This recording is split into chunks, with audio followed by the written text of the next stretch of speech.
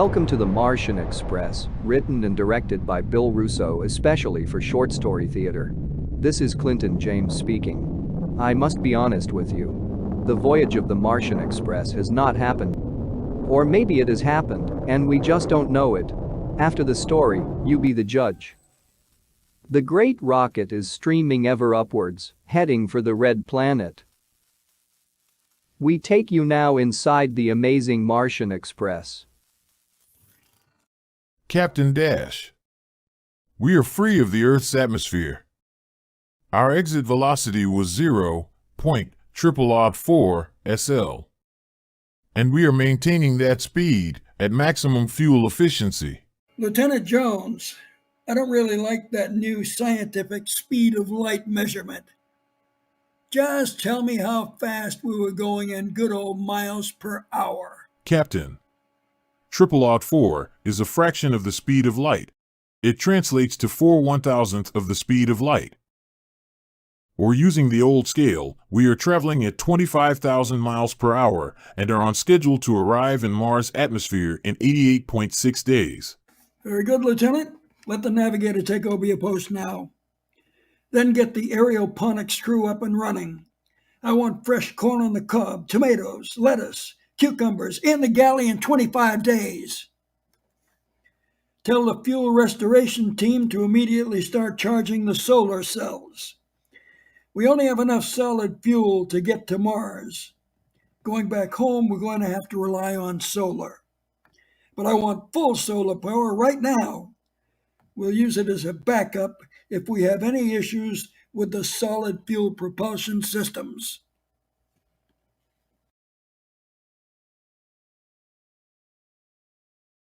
There were no problems and the Martian Express completed its mission in 86 days. The captain used solar power for part of the journey. That meant that there would be enough rocket fuel left so that they could begin the return trip using the faster solid fuel instead of solar power.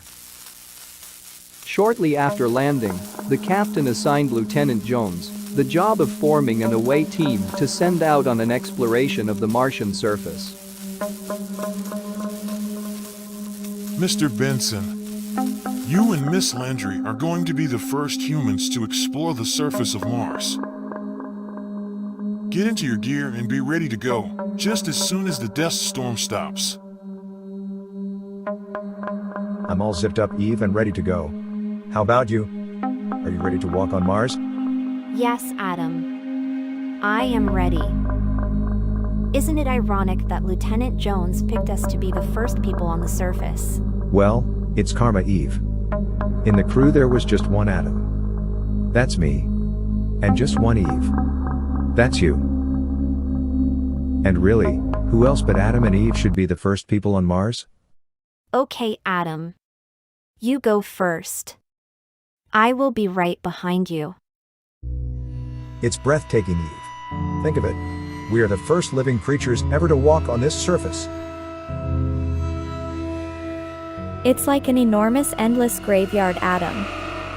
And the monuments are nothing but jagged rocks. I feel like there was life here once.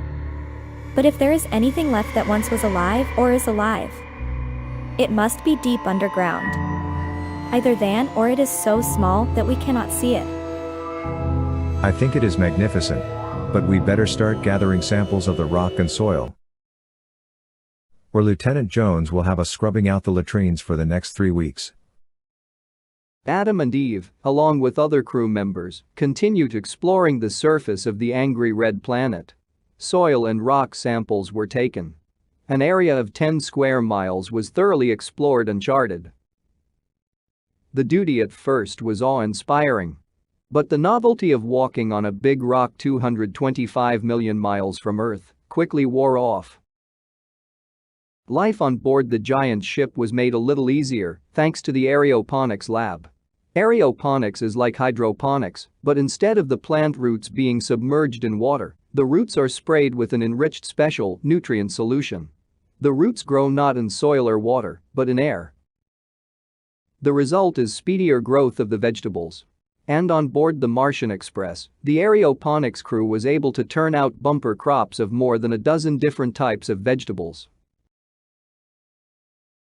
After 3 months on the surface of Mars, it was time for the return trip. The rocket fuel tanks showed 1/4 full. The solar batteries were at 100%, and the captain issued the order for the Martian Express to blast off.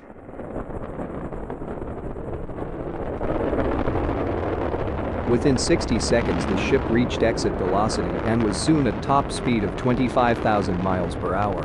As they left the red planet behind, all the crew members breathed a sigh of relief, for there was something unsettling about the angry red planet. To some, it represented a kind of a bizarre version of parts of the western United States, combining all of the most undesirable elements of states like Arizona, California, Texas, and Nevada. To others, it looked like a giant graveyard, with tombstones not of granite, but some unknown, jagged stones, the color of dried blood. The return trip went smoothly, and even though a good part of it was made with slower solar power, they reached Earth atmosphere in 92 days. The captain guided the ship to a lighthouse off the coast of Florida and prepared to make an ocean landing. Slowly, floating down gently to the sea, the Martian Express neared the end of its journey. The mission was an unqualified success. Miles and miles of the Martian landscape was charted. Thousands of pounds of rock and soil samples had been collected, and hundreds of plants that were grown in Martian soil were brought back from the planet to be replanted on Earth. After that perfect landing, all seemed well. Following routine procedure, the crew members were put in an isolation ward of an army hospital. They were checked out by a team of top doctors, under the direction of the Surgeon General. Over the course of 4 weeks, the crew underwent exhaustive physical and mental tests. And finally, they were all pronounced fit and ready to go back to their customary work after a 4-week paid vacation.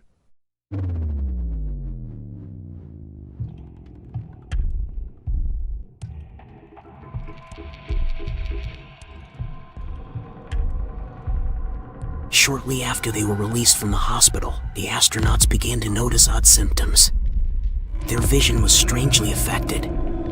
Faces of people were not clear. The astronauts had trouble recognizing even their close friends. They were becoming forgetful. Sometimes when eating, they would drop their silverware. Sometimes the glass they were holding would slip from their hand. Soon, the entire crew of the Martian Express was back in the hospital, and their condition was going downhill faster than $50 in a crooked poker game. Memory loss was now severe. Motor functions were not much better than a 1-month-old infant. EEG scans showed severe damage to the brain. As the weeks slowly passed, the condition of the astronauts continued to degrade. That was scary enough. But what came next was even more terrifying. Some of the doctors attending them started to show the same symptoms.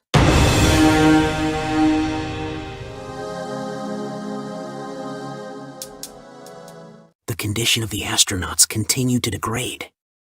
Within 5 months, all of the astronauts perished from the disease. Shortly after the doctors began showing symptoms of the strange malady, their families also began falling victim to the affliction, which a newspaper writer called the Martian Express. The term caught on, and the Martian Express spread throughout the world, almost as fast as the rocket that had the same name. There was no cure for the Martian Express. The disease started slowly, but quickly picked up speed. Dr. Clyde Cook, the world's most renowned pathologist, said that the illness was caused by a virus from Mars that infected the crew of the Mars expedition. He said the virus, in its first stages, is too small to be detected by any available equipment. It can take up to 3 to 5 months before symptoms begin to appear. But once the effects of the disease are noticed, it is powerful enough to eat away the entire brain of a human being within 3 to 5 months.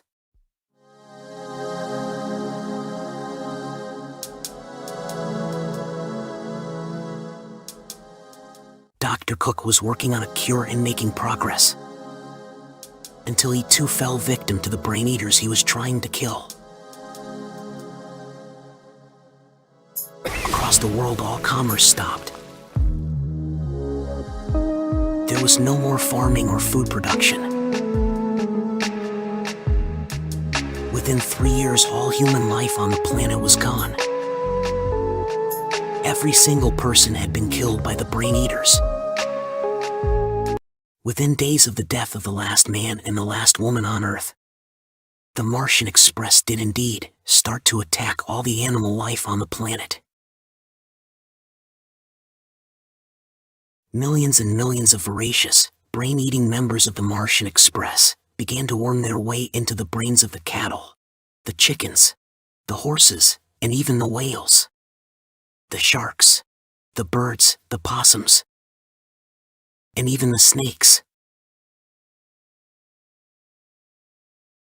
Months went by. It was more than enough time for the deadly virus to take hold. But it did not. The Martian Express, the deadly little virus, could gain no sustenance from animal brains. For some unknown reason, it could not survive on any brain food that was not human. Soon the Martian Express died. Every single one of the untold millions of the virus died. And the Earth was free of the Martian Express.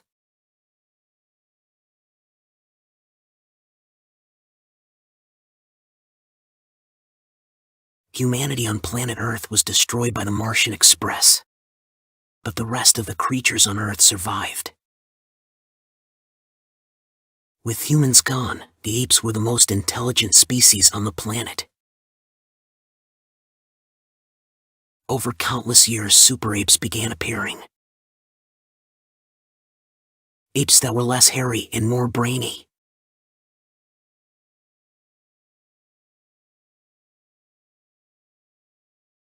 The super apes became subhuman, and after a few million years, evolved into the new human race.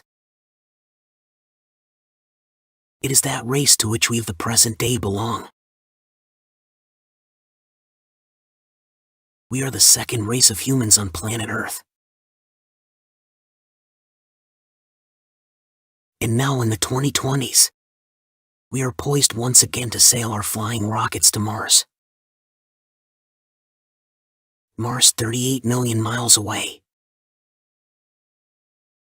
Mars, the angry red planet.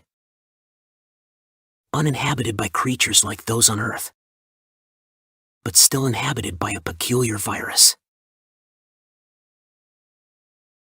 A virus that subsists on Mars on a low-grade diet. But a virus that much prefers to eat the brains of human creatures.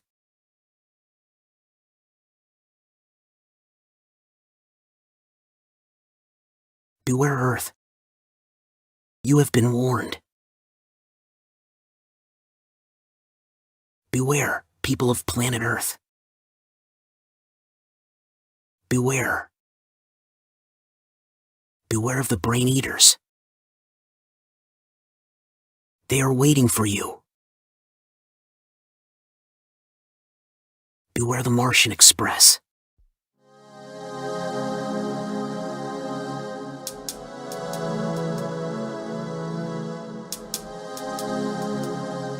That's how it began.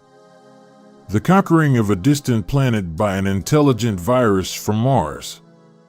A virus so tiny that it can enter the human bloodstream by sneaking in on the intake breath of a human being, and once inside it multiplies until it takes over the brain. But the virus is a victim of its own voracious appetite. It eats the goose that lays the golden eggs, or squishy brains, in this case.